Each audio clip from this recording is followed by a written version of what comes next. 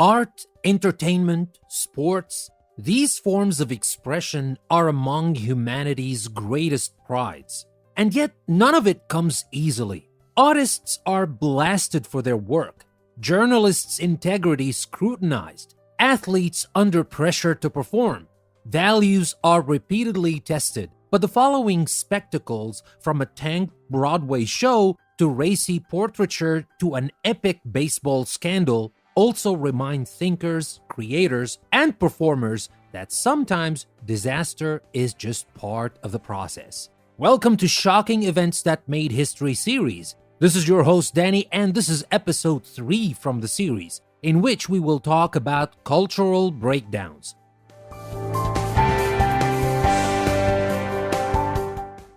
In this episode, we will talk about Twain ripping Austen and other literary slams. We will talk about Dostoevsky's near-death inspiration, a ballet berserk for the ages, the Beatles' best footnote, Broadway's bombiest bomb, the Boston Museum caper, a painter's prude awakening, how gossip sells when Kelly cashes in on Reagan. We will talk about the fact-checking after the fact. We will talk about a short history of plagiarism, the Hitler diary hoax, the greatest show, and Barnum's unbelievable entertainment.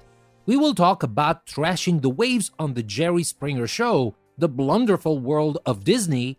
We will talk about reality TV and everyday celebrities. We will talk about photo bombs, baseball's foul record, Lance Armstrong's losing day, Suriname's Olympic screw-up.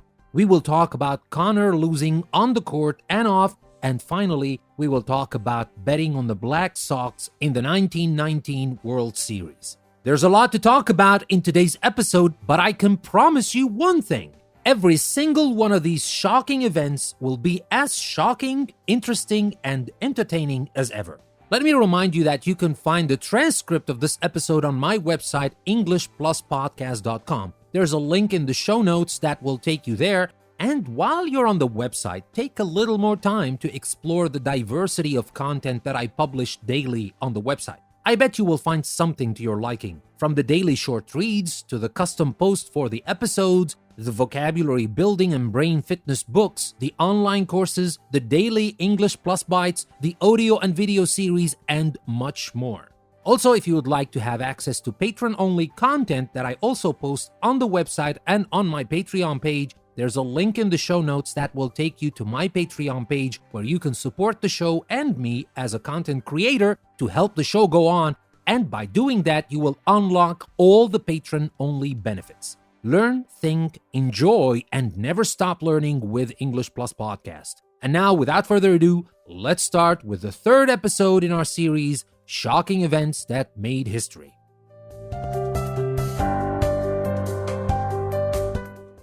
So our very first event has to do with literature and criticism, and we will talk about Twain ripping Austen and some other literary slams. In literature, the harshest critics of writers have often been other writers. Some of the world's most celebrated have been unsparing and unspared of the poison pen. In a letter dated September the 13th, 1898, for example, Mark Twain eviscerated Jane Austen. He said, "I often want to criticize Jane Austen, but her books madden me so that I can't conceal my frenzy from the reader, and therefore I have to stop every time I begin. Every time I read Pride and Prejudice, I want to dig her up and beat her over the skull with her own shin bone." Wow, that's harsh criticism. I mean, you don't hear some harsh criticism like that every day.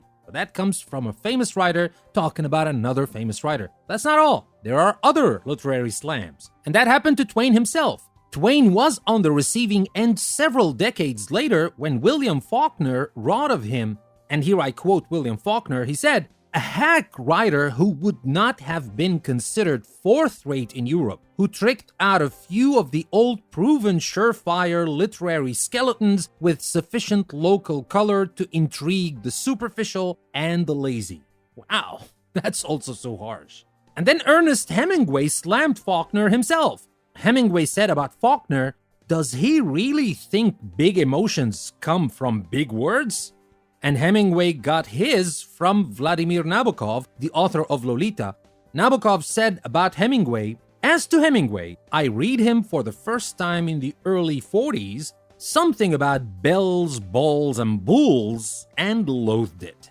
Well, that happens all the time. Maybe today they've come a little bit more diplomatic and they don't criticize each other that harshly, but trust me, behind closed doors, they all do it. But anyway, that was our first shocking event for today, and that has to do with Twain ripping Austen, and other people ripping Twain, and other people ripping the people who are ripping Twain, and so on. And now we will stay in the realm of literature and talk about another giant, but this time it's not about criticism. It is about a very close call that happened to Fyodor Dostoevsky. That's coming next. Don't go away.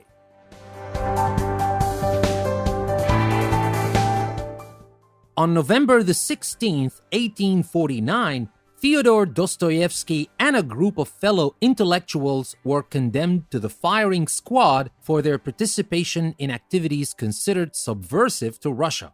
More than a month later, the censured were taken to the execution site in St. Petersburg.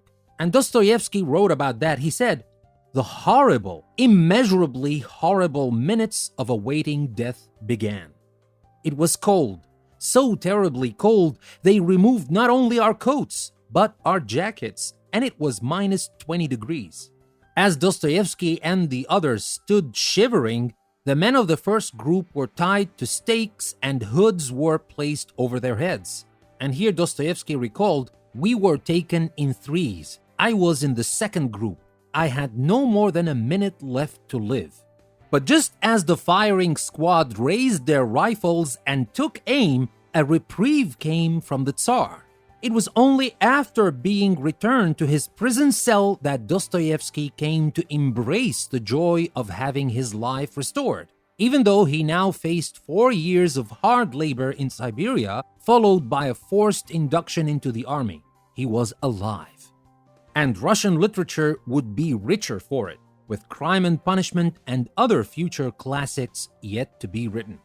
So, that was about Dostoevsky's near-death inspiration. Next, we're gonna talk about a ballet berserk for the ages. That's coming next. Don't go away. I'll be right back.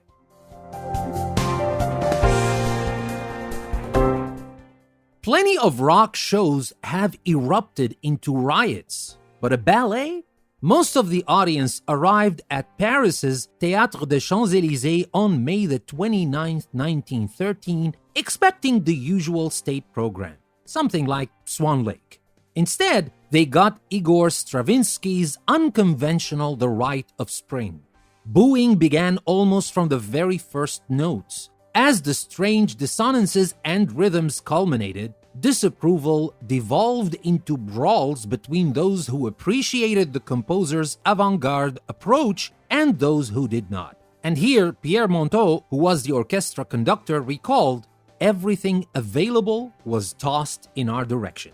Critics were as divided as the audience. Henri Cuitard of Le Figaro called the work a laborious and puerile barbarity. Gustave Lenore, on the other hand, noted in the leading theatrical magazine Comoedia that the disturbances, while deplorable, were merely a rowdy debate. Whether they thought it was cacophonous or climactic, the public, or at least the music world, eventually came around to the piece, which is now recognized as a great creative leap.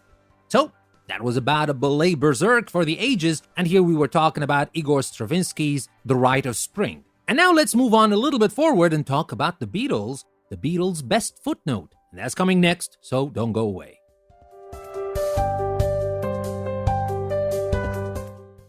After years of playing small, dingy clubs and disheartening rejections from major record labels, the Beatles were poised to burst into musical history by the summer of 1962. But on August the 16th of that year, they fired drummer Pete Best from their soon-to-be legendary quartet. It was a strictly professional decision, Paul McCartney later said. If he wasn't up to the mark, then there was no other choice. Best had shared the Beatles' struggle to succeed, but some observers thought he was never really one of them. He was aloof from the pill-popping good-time antics of the others. The subsequent success of the band proved almost unbearably painful to Best, but in the end he became philosophical. He told a reporter in 2007 that he felt lucky to have been spared the stresses of fame. Ringo Starr instead filled out the famous foursome and assumed that burden. So that was about the Beatles' best footnote. And from there, we will move to Broadway and talk about Broadway's bombiest bomb. That's coming next. Don't go away.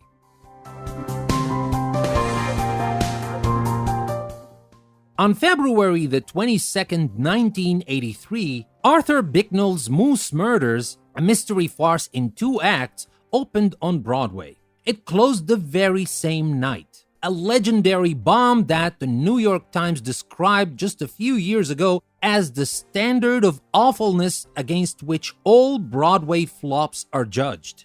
The critics were brilliant in their savagery. WCBS said, "If your name is Arthur Bicknell, change it." Associated Press said, "I will not identify the cast pending notification of next of kin."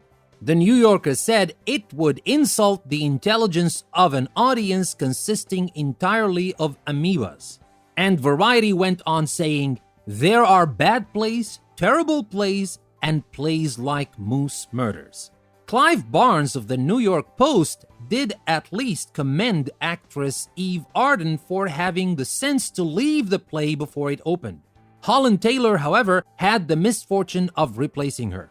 "There were things that I put my foot down about and changed," she told the New York Times, "but there were things I could not change, like the play."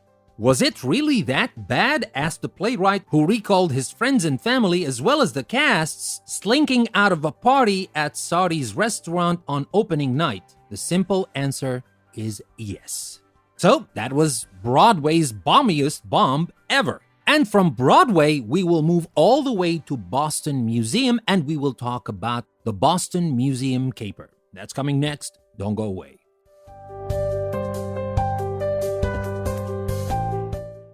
It was bad when the Mona Lisa was stolen from the Louvre in 1911. But after 2 years spent in a trunk where the thief had stashed it, Leonardo da Vinci's enigmatic lady was returned to her rightful place in the Paris Museum.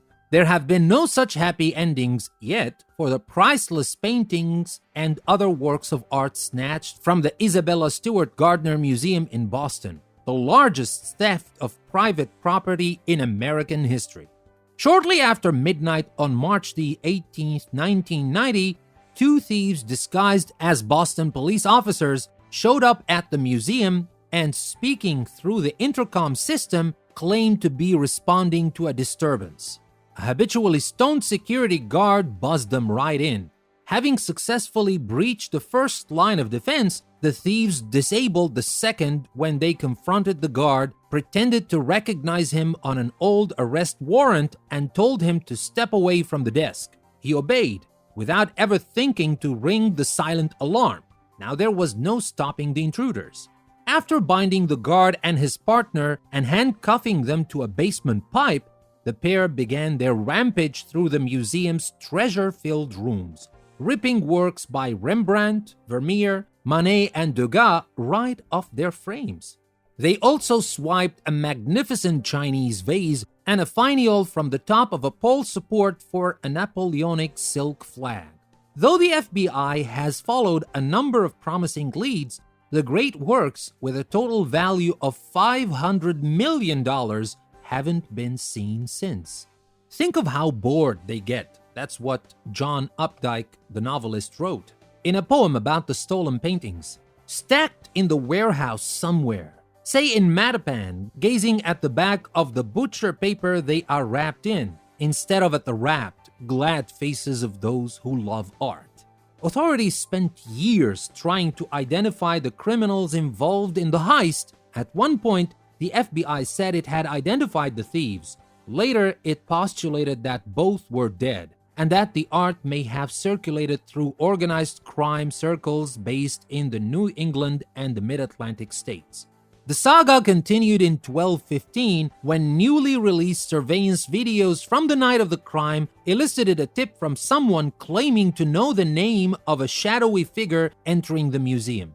The search continues while the empty frames that once held masterpieces hang in their original display places at the museum, poignant reminders of the waning hope that they'll be returned. So, that was about the Boston Museum caper, the heist almighty that happened there. And staying in art, let's talk about a painter's prude awakening, which is coming next. Don't go away, I'll be right back.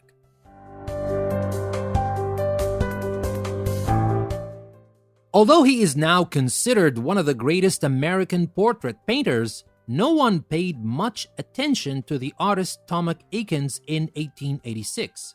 They were too consumed by Eakins, the unconventional art instructor, the one who dared expose his students, both male and female, to nude models in a rigidly repressed era when even the bare ankle of a woman was considered scandalous. As director of the Pennsylvania Academy of Fine Arts, Eakins had long courted trouble, but never more so than in early 1886, when he removed the loincloth of a male model to demonstrate to a class of women the exact motion of the pelvis. Hauled before the Academy's board of directors and grilled relentlessly about his teaching methods, the thing was a nightmare, he later said. Eakins was forced to resign on February the 13th, 1886. The majority of his students protested the firing, but to no avail. The loss of his prestigious position was a devastating blow, particularly since he had yet to impress anyone as an artist. There would be no recognition of his brilliance until decades after he died, when his studies of the human form in paintings and in photographs finally earned him overdue acclaim. So, that was about this painter's prude awakening, which happened a long time after he died. And this is not strange when we talk about painters, many artists were not appreciated when they were alive, or were not appreciated enough when they were alive, and that happened only after they died, which is a shame. It's not a shame for us because now we can enjoy their works, but it's a shame for them. It's a shame not to appreciate one's work in his or her lifetime. But anyway, that was shocking, and that's why I included it in our series, Shocking Events That Made History. And our next shocking event has to do with writing, when Kelly cashes in on Reagan. That's coming next. Don't go away.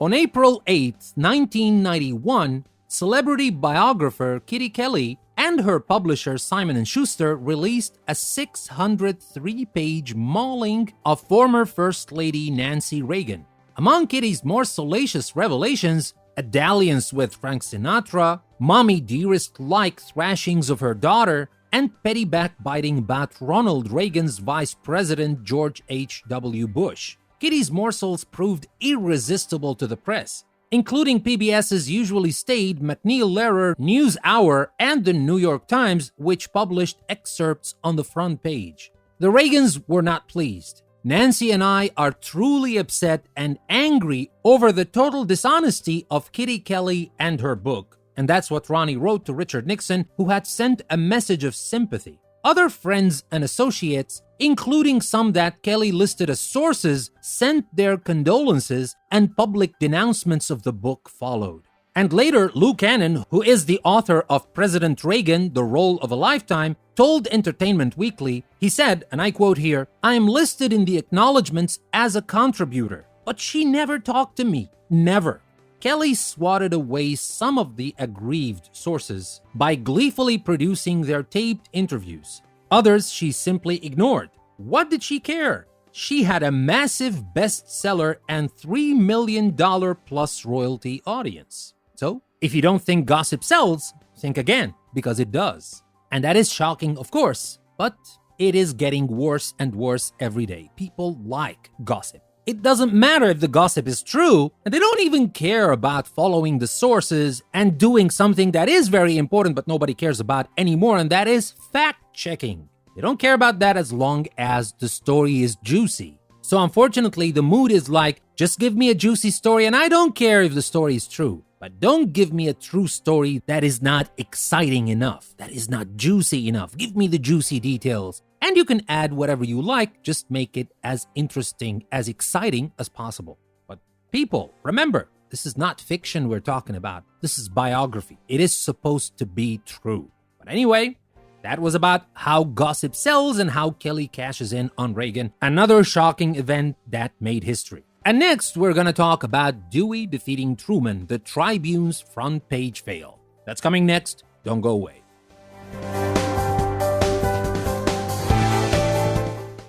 As the 1948 presidential election crept closer, incumbent Harry S. Truman's prospects for re-election looked dim. A divided Democratic Party and languishing popularity meant he would have to campaign hard for a shot at a second term. New York governor and Republican nominee Thomas Dewey, who had lost only narrowly to Franklin D. Roosevelt in the 1944 election, was heavily favored. Despite Truman's energetic stumping, a mid-October Gallup poll put Dewey in the lead. On Election Day, November 2, 1948, polls still predicted a Dewey victory as midnight neared. The Chicago Daily Tribune team, understaffed because of a printer's strike, moved on a headline despite pending East Coast tallies. Dewey defeats Truman was inked across 150,000 plus papers. The first editions were already being dispersed when the upset was verified. Later, passing a St. Louis newsstand, President-elect Truman would stop for a photo with the erroneous headline, grinning at the publisher's gaffe, or perhaps his own unlikely triumph. So, do you think that was shocking enough to qualify for our series, Shocking Events That Made History? I guess so. And next, we're going to talk about something similar. We're going to talk about shattered reputations. We're going to talk about fact-checking after the fact. That's coming next. Don't go away.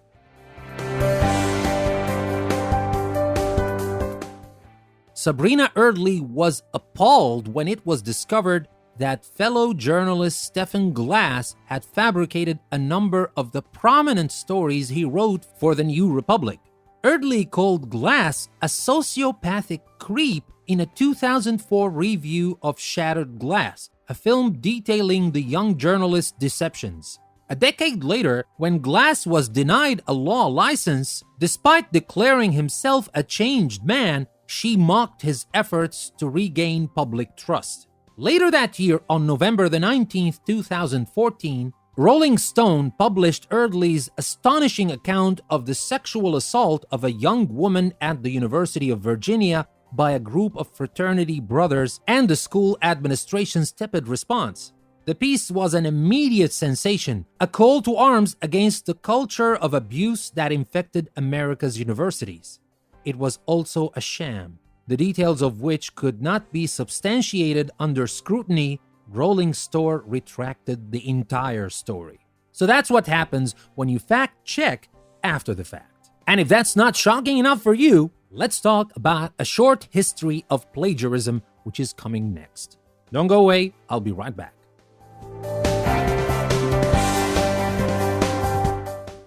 When historian Doris Kearns Goodwin accused author Joe McGinnis in 1993 of lifting passages from her best-selling book, The Fitzgeralds and the Kennedys, An American Saga, she did not know her outrage would come back to haunt her. It turned out that The Fitzgeralds and the Kennedys wasn't entirely Goodwin's work to begin with. On January 18, 2002, the Weekly Standard pointed out numerous places where Goodwin had used the words of other authors. Goodwin then made more of a mess of her reputation as she struggled to redeem it. Her euphemistic description of her acts of plagiarism as borrowing, as well as her continued excuse of faulty note-taking, further inflamed her critics. The Weekly Standard summarized the situation by using Goodwin's own indictment of McGinnis. And here I quote, "There is nothing wrong with an author building on material from a previous book as long as you credit the source. I just don't understand why that wasn't done." These were Goodwin's words, but unfortunately she was saying that about McGinnis while she did it herself, without crediting the sources that she used. So, that is called plagiarism, ladies and gentlemen, and that is shocking enough to be included in our series Shocking Events That Made History. And next, we're going to talk about the Hitler Diary hoax. So don't go away, I'll be right back.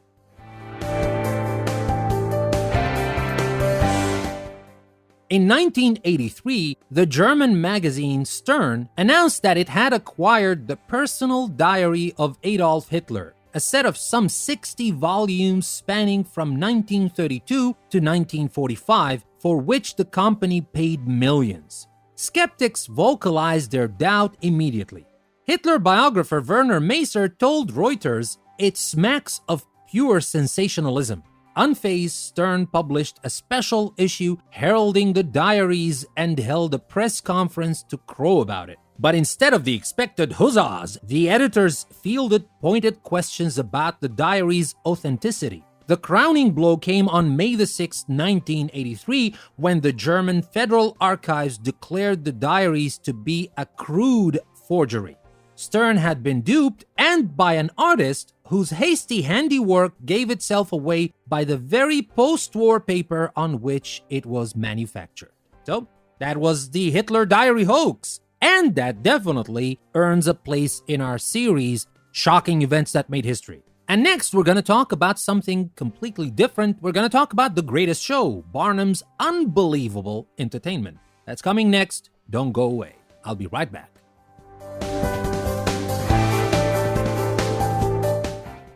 Joyce Heth had already served P.T. Barnum quite well as the showman's first sideshow attraction, posing for amazed audiences across the Northwest as the 161-year-old mammy who had nursed the infant George Washington.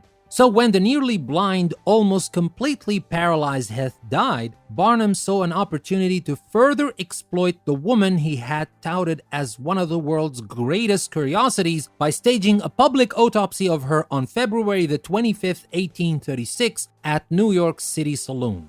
More than 1,000 people, all paying 50 cents a ticket, gathered to watch the gory spectacle. The surgeon, Dr. David L. Rogers, concluded that at a mere 80 years old, Heth had been a fraud. Barnum, however, was undeterred by the exposure of what the New York Sun called one of the most precious humbugs that ever was imposed upon a credulous community. He wallowed in the free publicity that the media frenzy generated and even fed it, suggesting to one editor that Heth was actually alive and well, living in Connecticut. 6 years later, Barnum gave the public another blatant hoax, a Fiji mermaid that he claimed a Japanese fisherman had discovered. The mermaid consisted of a fish tail and a monkey's head. Barnum defended the exhibit's authenticity in news articles that stirred crowds in New York and as far away as Charleston, South Carolina. Around that time, Barnum was introduced to a 4-year-old boy named Charles Sherwood Stratton, who stood 25 inches high and weighed 15 pounds.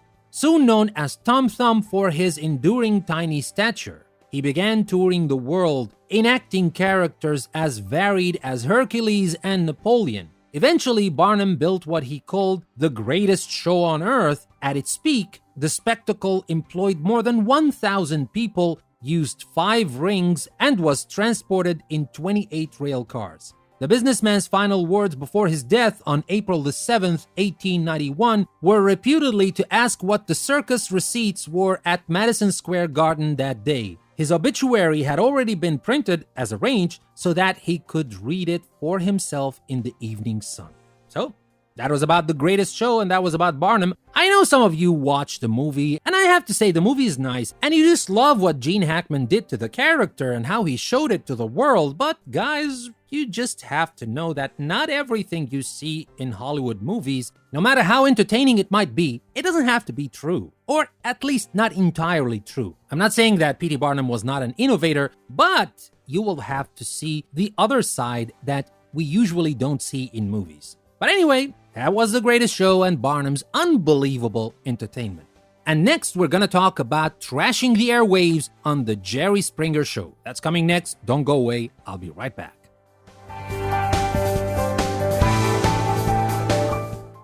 In ancient Rome, audiences got their kicks at the Colosseum by watching gladiators slaughter one another. The modern equivalent for such grotesque entertainment is perhaps The Jerry Springer Show, where nothing is too crass when it comes to stalking human emotion for ratings.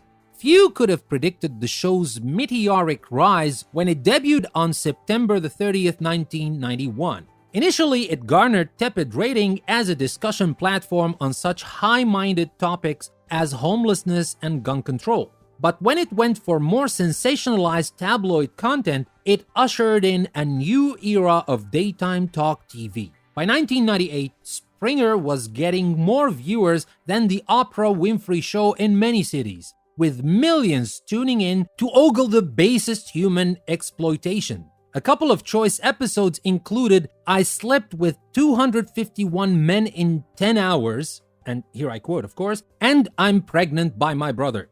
Springer spawned copycats, but none outlived the gold standard in trashiness, which has been likened to an undying cockroach after more than 25 seasons. In a 2002 National Enquirer interview, Springer defended the programming, which TV Guide named the worst show in television history. He said, "No one says we should take the news off the air because some of it is shocking."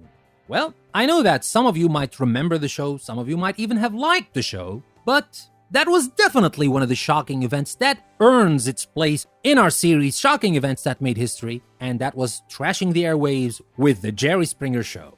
And moving from The Jerry Springer Show to the world of Disney, the blunderful world of Disney. That's coming next. Don't go away.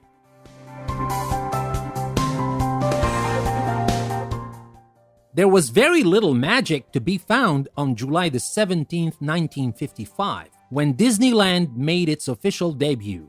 15,000 guests had been invited to the opening ceremonies that day, but because of a glut of counterfeit tickets, nearly twice as many showed up, inundating the park and creating massive traffic jams. The hordes quickly gobbled up all the available food and with their sheer mass nearly capsized the Mark Twain riverboat. A plumber's strike had forced Disney to make a choice between working bathrooms or running water fountains, thus toilets flushed. But the lack of drinking water left people parched in the blistering 101-degree heat. So scorching were the temperatures that the recently paved Main Street became a gurgling tar mess that sucked off shoes. Rides failed, surly guards intimidated guests, and a gas leak forced the closure of Fantasyland. A lesser man might have been crushed by such a dismal day, but with all the pluck of Mickey Mouse, Walt Disney forged ahead. By that September, Disneyland greeted its own millionth guest and went on to become the grandfather of an international empire of theme parks. But the beginning was not wonderful. As I told you, it was the blunderful world of Disneyland. But that was at the beginning, but nobody can deny that it is a magical world today. Anyway, that day especially was shocking enough to qualify for our series. And next, we're going to talk about reality TV and everyday celebrities. So don't go away, wait for me, I'll be right back.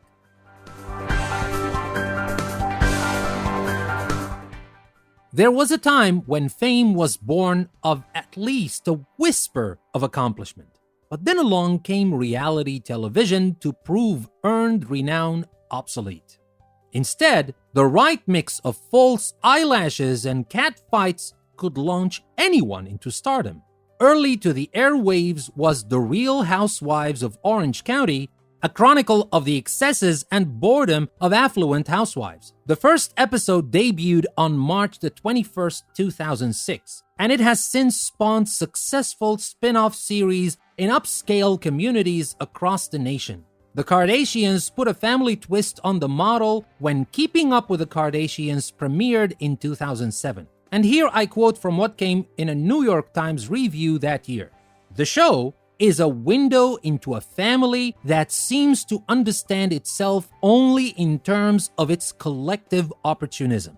In 2009, Vanity Fair bitterly summed up the trend, and here I quote, "The influence of reality TV has been insidious, pervasive, it has ruined television, and by ruining television, it has ruined America."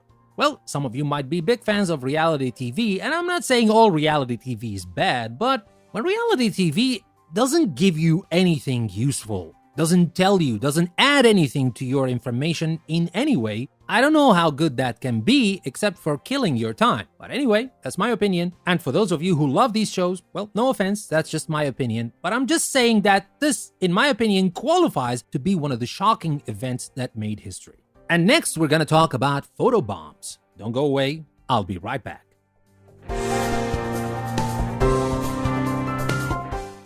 In the midst of a war that ultimately claimed the lives of more than 58,000 American soldiers and shattered tens of thousands more, actress Jane Fonda paid a friendly visit to an enemy camp in Hanoi. On July the 15th, 1972, Fonda cheerfully posed for a picture straddling a North Vietnamese anti-craft gun. Americans were appalled by what many perceived as treason, and Fonda was derisively dubbed Hanoi Jane. Years later, she confessed in an interview and she said, "I will go to my grave regretting the photograph of me in an anti-craft gun, which looks like I was trying to shoot at American planes. It hurt so many soldiers, it galvanized such hostility, it was the most horrible thing I could possibly have done." On September the 13th, 1988, presidential hopeful Michael Dukakis inadvertently orchestrated his own photo fiasco. Attempting to bolster his image as tough on defense, he had himself photographed riding a tank outside a General Dynamics plant in Michigan. The effort backfired mightily. The goofy thumbs up and grin he gave from beneath his oversized helmet garnered national ridicule. So, these are photobombs. One with Fonda and another with Dukakis. And next, let's move to the world of sports. Enough for politics, writers, and artists. Let's move to the world of sports, and we'll talk about baseball's foul record next. So don't go away, I'll be right back.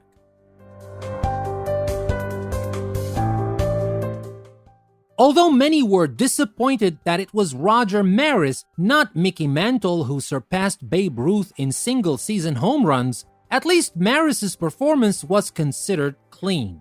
Not so for Mark McGwire, who broke Maris's record on September the 8th, 1998, while he later admitted he was taking steroids. In years following, players continued to break home run records and their reputations. Between 1998 and 2009, 10 players reached the career milestone 500 home run mark, the largest increase in baseball history. Of those, 6, Barry Bonds, Alex Rodriguez, Mark McGwire, Manny Ramirez, Rafael Palmeiro, and Gary Sheffield, were linked to performance-enhancing drugs. A drug testing policy was implemented in 2003, and regulations have grown increasingly strict in recent years, but the doping problem persists in baseball and in other sports. Unfortunately, that was shocking enough, right? I know you like some of these stars, and I like them too, but this is not the point. We're talking about honesty here, right? But anyway, that was baseball foul record, and next we're going to talk about Lance Armstrong's losing day. So don't go away, I'll be right back.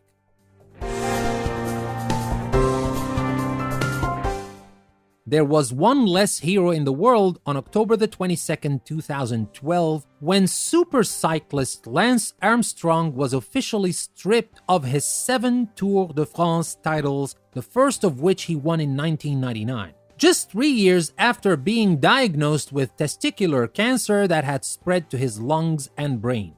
For years, Armstrong was dogged by accusations that he used performance-enhancing drugs, a charge he repeatedly denied as he parlayed his cycling success into lucrative endorsement deals, a successful cancer foundation, and near-universal acclaim for his courage and tenacity. Eventually, though, the United States Anti-Doping Agency issued a damning 2002-page report detailing pervasive drug use by Armstrong and his teammates. Lance Armstrong has no place in cycling, said Pat McQuaid, president of the International Cycling Union. And here I continue what McQuaid said, and he said, he deserves to be forgotten in cycling. In some ways, the prophecy was fulfilled. Armstrong's celebrity now involves public apologies and lawsuits, including one in which readers of his autobiographers requested a refund for the tall tales. So that was about Lance Armstrong's losing day. What's coming next is Suriname's Olympic screw-up. That's coming next. Don't go away. I'll be right back.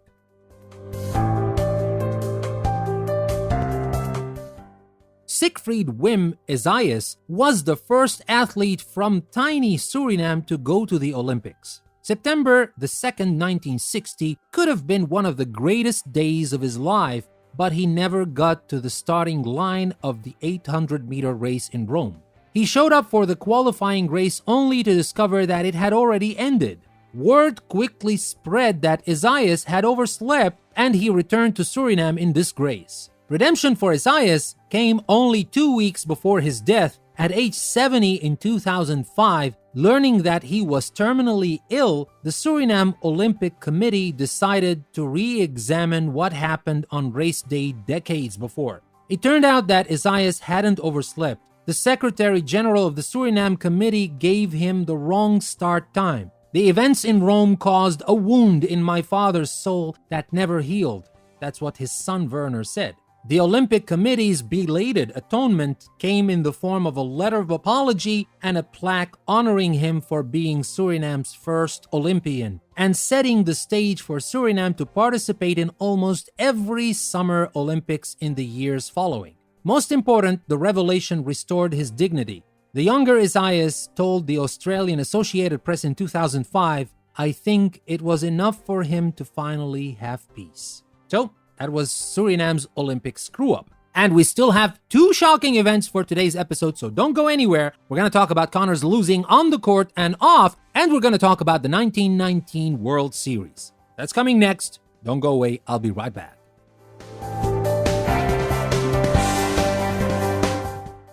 Before they met on court in the Wimbledon finals, Jimmy Connors sued Arthur Ashe in court for libel. Connors sought millions in damages because of Ashe's public accusation that his refusal to play in the annual Davis Cup tournaments for the United States team was seemingly unpatriotic. It was merely the latest in a series of lawsuits that the petulant Connors had filed against Ashe and the various tennis associations of which he was part. The rivals faced off on July the 5th, 1975, when the audacious Ashe walked out on center court wearing his Davis Cup jacket with USA emblazoned across his chest. According to an irate Connors, Ashe then proceeded to beat Connors 6-1, 6-1, 5-6, 6-4, becoming the first black man to ever win a title at Wimbledon. That Connors' own manager, Bill Riordan, had bet against him in the finals just added to the torrent of personal insults that day. And here I quote, "Can you believe it? And he didn't even share his winnings, the cheapskate." Not long after, Connors dropped his manager and the lawsuit. So, obviously, Connors lost on the court and off the court.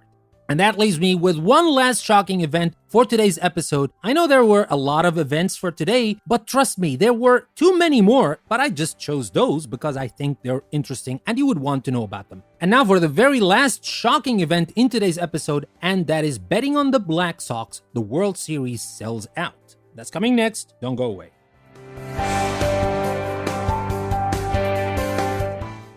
People were whispering the fix was in, but there was scant evidence of it leading into Game 8 of the infamous 1919 World Series. 8 dirty players from the Chicago White Sox were rumored to be throwing the 9-game series for a fee from underworld gambling interests.